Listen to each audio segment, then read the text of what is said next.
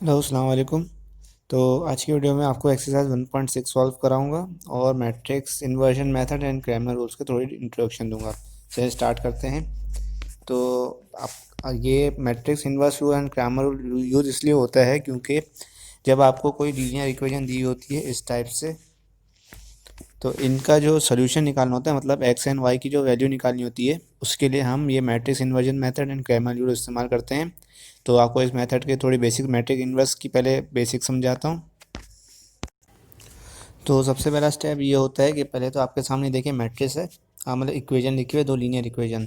तो चाहे Cramer rule है मैट्रिक्स इन्वर्स, सबसे पहला स्टेप ये होता है कि आप कांस्टेंट को अलग कर दें। कांस्टेंट का मतलब है ये ए बी सी और डी।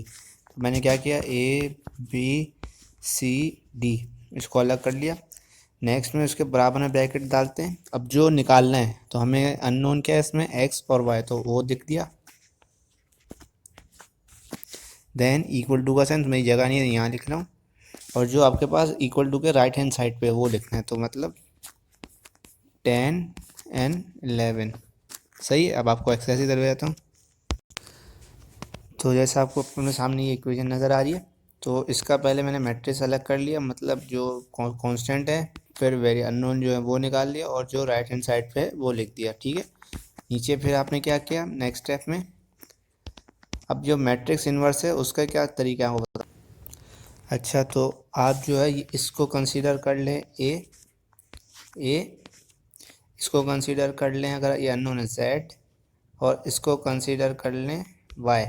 सही है। तो अगर मैं इसको दिखाऊँ, आपके सामने ऐसे दिख रहा है ए जेड वाई।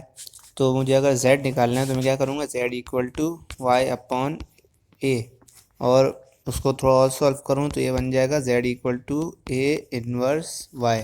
यही सेम का मैट्रिक्स इन्वर्स में होता है। आपको ले आता हूँ उसकी तरफ। तो जैसे आपको ये एक्स एंड वाई निकालना है, तो ये मैट्रिक्स आपका राइट हैंड साइड पे चला गया, तो ये आपको कहलाएगा इस मैट्रिक्स का इन्वर्स निकालेंगे और देन इसको आप मल्टीप्लाई कर देंगे। मतलब ये कि आपको इस मैट्रिक्स का इन्वर्स निकालना है, एंड देन इसको जो इन्वर्स आया है उसको आप मल्टीप्लाई कर देंगे इससे। सही, आपको दिखाता हूँ। तो सबसे पहला काम तो ये कि इन्वर्स का मैंने आपको जो लास्ट वीडियो में तरीका बताया, इन्वर्स का फॉर्मूला क्या होता है, ये 1 upon determinant multiply by adjoint.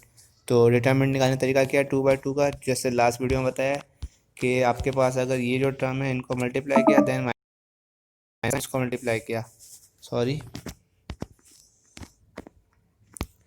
Then आपके पास जो आंसर आएगा वो आपका डिटर्मिनेंट कहलाएगा।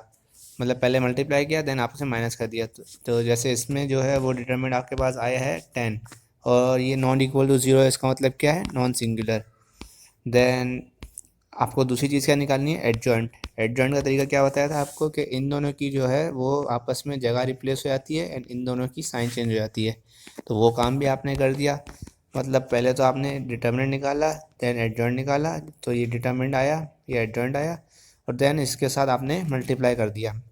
तो मल्टीप्लिकेशन का रूल तो सिंपल है कि पहले रो टू कॉलम जाते हैं, तो 2 × 4, देन 2 × 6, वो क्या, और फिर देन आप नीचे चले गए, -3 × 4, देन 2 × 6। और इसका जो आपको मैं तरीका बताया था ऑर्डर निकालने का लास्ट वीडियो में, तो उस हिसाब से ऑर्डर चेक करेंगे तो यही 2/1 आएगा, और आखिरी में आपके पास ये सॉल्यूशन आ जाएगा। सही। अब ये जो सॉल्यूशन आया ना, जो ऊपर वाला जो है ये चीज़, आपको सॉरी दिखाता हूँ,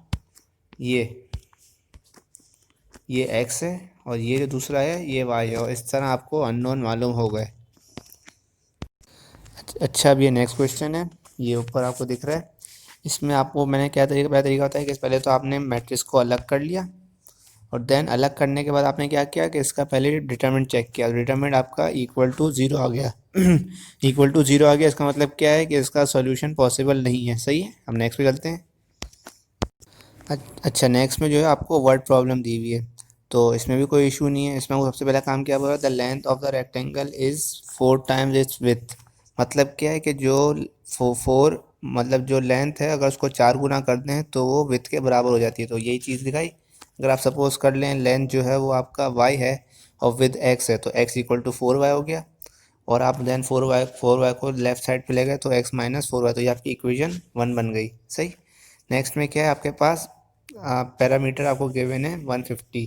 तो जब भी आपको पैरामीटर गिवन हो, लेंथ इंटू ब्रेथ रेक्टेंगल हो, तो रेक्टेंगल में पैरामीटर का फॉर्मूला होता है 2 into bracket length into breadth. तो अगर लेंथ आपको उसमें सपोज किया x एंड ब्रेथ सपोज किया y, तो ये आपके पास इक्वेशन बन गई, ये 2x plus Y equal to 150। तो ये दो इक्वेशन को आपने वही सेम काम किया कि प्राइमर वो मल्टी इनवर्स फॉर्मूले से सॉल्व कर लिया। तो आपने मैट्रिक्स को अलग कर लिया, अननोन को अलग कर लिया, और राइट साइड वाले को अलग कर लिया। मतलब ये जो 2 है ना आपका, ये आपका इस साइड पे चला जाएगा, तो डिवाइड बाय 2 कर देंगे, तो ये आपका 75 हो जाएगा। तो यही 75 आप में यहाँ रखा हुआ है। तो आपने इसको इस तरह से राइट साइड पे लेके साइमल्टेनियस सॉल्व करेंगे जो तरीका को पहले बताया, और एक्स वाई का सोल्यूशन आ जाएगा।